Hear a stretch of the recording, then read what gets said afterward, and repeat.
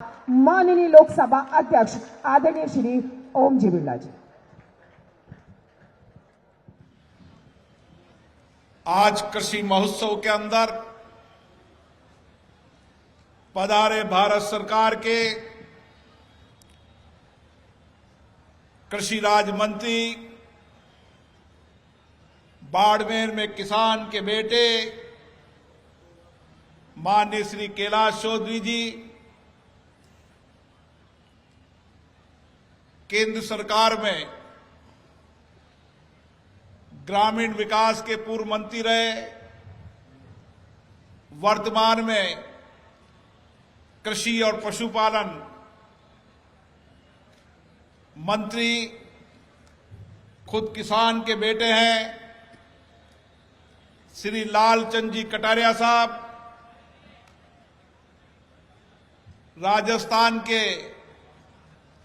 सहकारिता मंत्री, हमारे पड़ोस के जिले के चित्तौड़ से निवाड़ा से आए आदरणीय उदयलाल अंजना जी, मंच पे विराजे सभी अतिथिगण और यहां पर पधारे मेरे हाड़ौती के किसान पुत्र, जिन्होंने अपनी मेहनत से, अपने परिश्रम से, अपनी शक्ति से अन्न उत्पादन करके हम सबका पेट भरने का काम किया, वह सभी अन्नदाता को मैं प्रणाम करता हूं। साथियों, भारत एक किसान और कृषि प्रधान देश है और इसीलिए हम कहते हैं सीमा पर खड़ा जवान देश की रक्षा करने का काम कर रहा है। खेत पे खड़ा होकर किसान, चाहे ठिठुरती ठंड हो,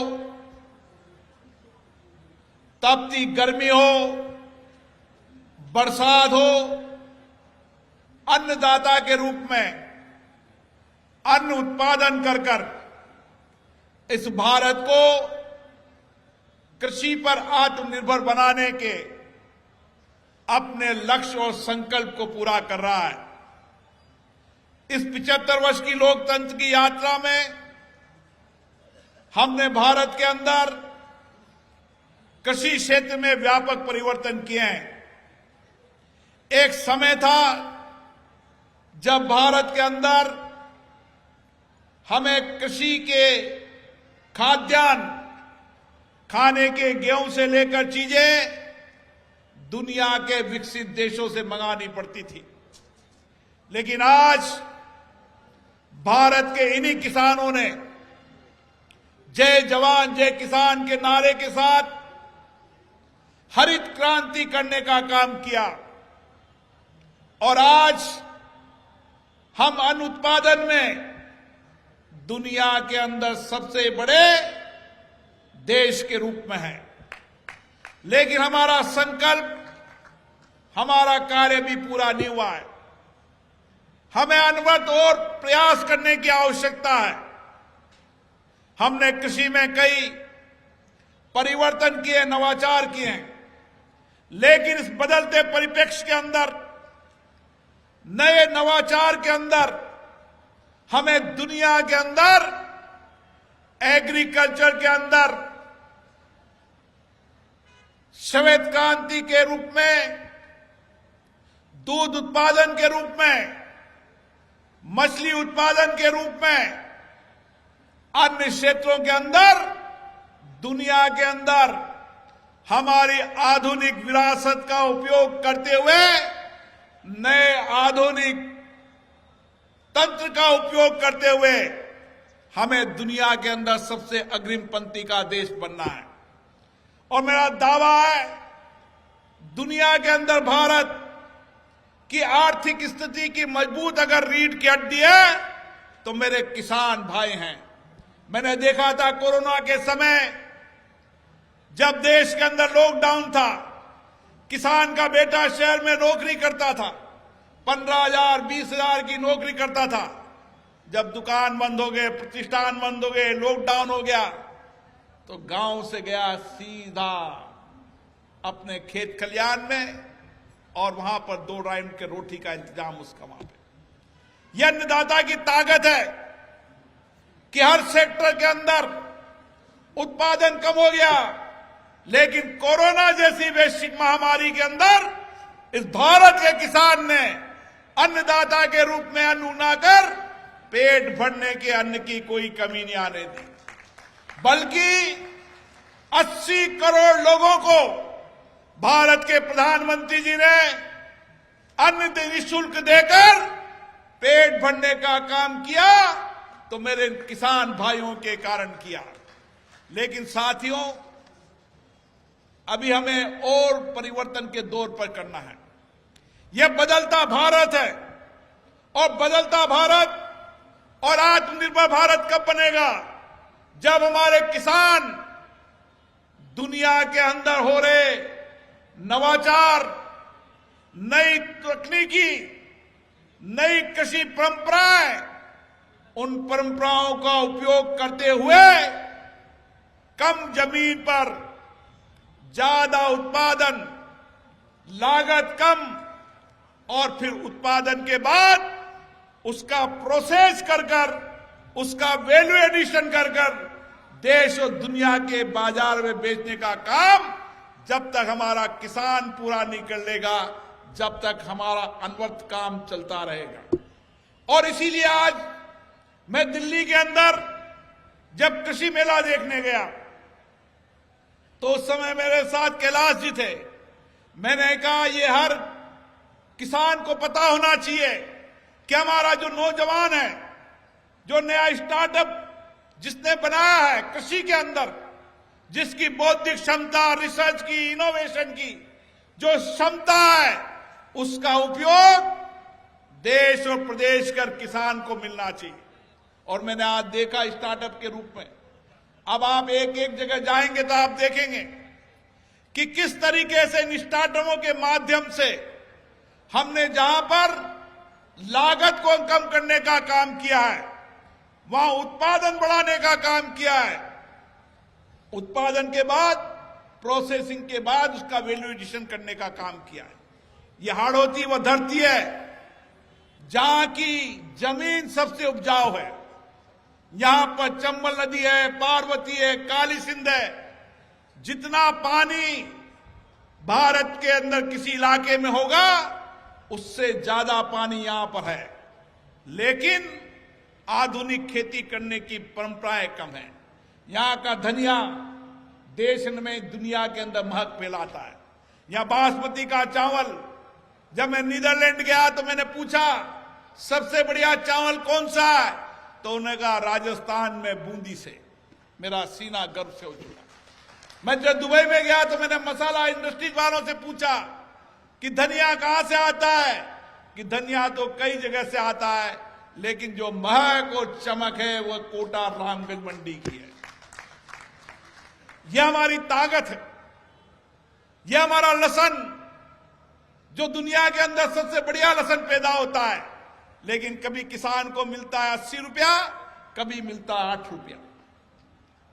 हमारे मन में पीड़ा होती है कि आखिर इतनी मेहनत से उसने लहसन उगाया है, लेकिन आने वाले समय के अंदर आप इन्हीं स्टार्टअप मेलों से देखोगे कि किस तरीके से आप लहसन को 2 साल 3 साल रखकर जब उसका भाव आएगा प्रोसेसिंग के बाद उसको बेचने का काम करेंगे। अभी मैंने एक स्टार्टअप देखा, उस स्टार्टअप में जो हमारे फलोद्यान होते हैं, जो उसका जूस निकलता है, जूस के बाद उसका कल्ट निकलता है, उसकी चॉकलेट देखी, और उसके बाद उस जूस को आप मानकर चलोगे 2 साल तक उसकी छोटी पैकिंग के अंदर उसको जूस को रख सकते हो। ऐसे कई सारे स्टार्टअप है। ये ड्रोन देखा है। अब गया जमाना किसान के अंदर लोग खुद खेती करना छोड़ गए। आजकल बच्चों को पढ़ाने के लिए शहर में आ जाते हैं लोग, कॉन्ट्रैक्ट पे खेती कर लेते हैं। अब आने वाले समय के अंदर लागत कम करने के लिए इस ड्रोन से आप बीज डाल सकते हो। जो पेस्टिसाइड कई कीड़ा लगाने लगा एक साथ पेस्टिसाइड कर देते हो, ये ड्रोन देखेगा कहां कहां बीमारी है, वहीं पत्ती पर पेस्टिसाइड डालने का काम करेगा। और ये ड्रोन की कीमत कितनी है? ये ड्रोन की कीमत आने वाले समय के अंदर अभी भी 90% सब्सिडी है। 10 लाख का ड्रोन है, 1 लाख का ड्रोन मिलेगा। किसान में हम बांट बांट कर करेंगे तो हर दूरी पर ये ड्रोन की टेक्नोलॉजी उपयोग करने लगेंगे। ऐसे कई सारे स्टार्टअप है और इन स्टार्टअपों को देखने के बाद ही मेरी इच्छा हुई कि मेरे संसदीय क्षेत्र के अंदर, इस हाड़ौती के अंदर, कृषि उत्पादन के अंदर देश और दुनिया के अंदर सबसे आगे रहे तो यह हाड़ौती का क्षेत्र का रहे। यहां का किसान, किसान का बेटा जो यहां से पढ़कर गांव में जाता है, 10,000 15,000 की नौकरी ढूंढता रहता है। एक समय आए जैसे लालचंद कटारिया जी के इलाके में मैंने देखा कि 18 बीघा के अंदर व्यक्ति 2 करोड़ रुपए कमाता है। यहां पर कभी भी आदमी पशुपालन का काम भी नहीं करता।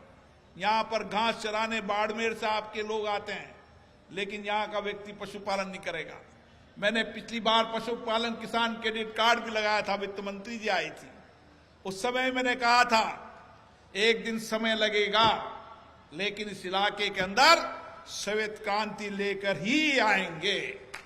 और श्वेत क्रांति के साथ जो मैंने प्रोसेसिंग प्लांट देखे यहां पर, आप भी देखे जाना किस तरीके से दही बना, मक्खन बना, छाछ बनी, आइसक्रीम बनी। आने वाले समय के अंदर प्रोडक्शन के साथ साथ प्रोसेसिंग प्लांट, ताकि उसका वैल्यू एडिशन होगा, जब किसान की लागत भी मिलेगी और दाम भी मिलेगा। अभी मैं बूंदी के अंदर एक सब्जियों को प्रोसेस कर कर उसको प्रिजर्व करने का काम चलता है। मैंने उससे पूछा कि अपने यहां सब्जियां बहुत होती है। उन्हें कहा कि जितनी मुझे सब्जियों की आवश्यकता है, चाहे मटर की आवश्यकता हो, चाहे गाजर की आवश्यकता है, उसकी 10% अभी कृषि के अंदर मुझे सब्जियां मिलती है। आप यहां से चले जाओ अर्जुनपुरा के अंदर, आप चले जाओ गिरधरपुरा के अंदर। जब अर्जुनपुरा के, गिरधरपुरा के किसान की आमदनी को आप देखोगे कि 1 बीघा के अंदर वो 20,000 25,000 रुपए कमा रहा है, 30,000 कमा रहा है, 40,000 रुपए लगेगा। और एक किसान 1 बीघा के अंदर 2,000 3,000, कभी आपदा संकट आ जाए तो वह भी संकट। अब ये परिवर्तन हम शहर के एक हिस्से के दूसरे हिस्से की जमीन में देख रहे हैं। हम क्यों नहीं? मैंने पिछली बार कहा कि मैं 1 लाख फलोद्यान दूंगा। इस बार मैंने लक्ष्य किया है कि हर विधानसभा के अंदर 1 लाख फलोद्यान लगाएंगे, और उसके साथ जो उसका फल उद्यान के बाद उसका नींबू आएगा, अमरूद आएगा, आंवला आएगा, जो भी बेर आएगा। अब बेर की मैंने देखे भी कि उस बेर का प्रोसेसिंग होता है, उस आंवले की प्रोसेसिंग हो रही है।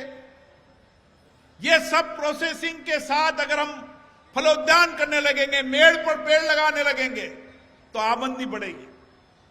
मेरे किसान भाइयों, जब तक मेरे किसान भाइयों की आमदनी नहीं बढ़ेगी, देश के अंदर आर्थिक युग के अंदर कोई परिवर्तन नहीं आ सकता। और मेरा मानना है, मुझे पीड़ा दर्द है मुझे कि मेरे किसान की आमदनी बढ़ना ही चाहिए। मेरा किसान का बेटा 10,000 रुपए 15,000 रुपए में दुकान पे ड्राइवरी पर नौकरी करता हुआ शहरों में नजर नहीं आए, वह गांव में रहकर 1 लाख रुपए की आमदनी करता हुआ नौजवान नजर आए। ये ताकत हाड़ौती के किसान की पैदा करनी है।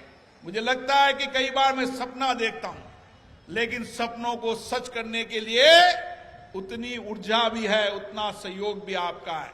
जो कुछ भी आपने मुझे जिम्मेदारी दी है, दिल्ली की संसद में बैठकर इन माननीय मंत्रियों को बुला बुला कर यही कहता हूं कि मेरे किसान की आमदनी कैसे बढ़ सकती है, कैसा नया एग्रीकल्चर के अंदर अच्छे बीज आए, कम पेस्टिसाइड रुपए, जैविक खेती के रूप में क्या हो सकता है।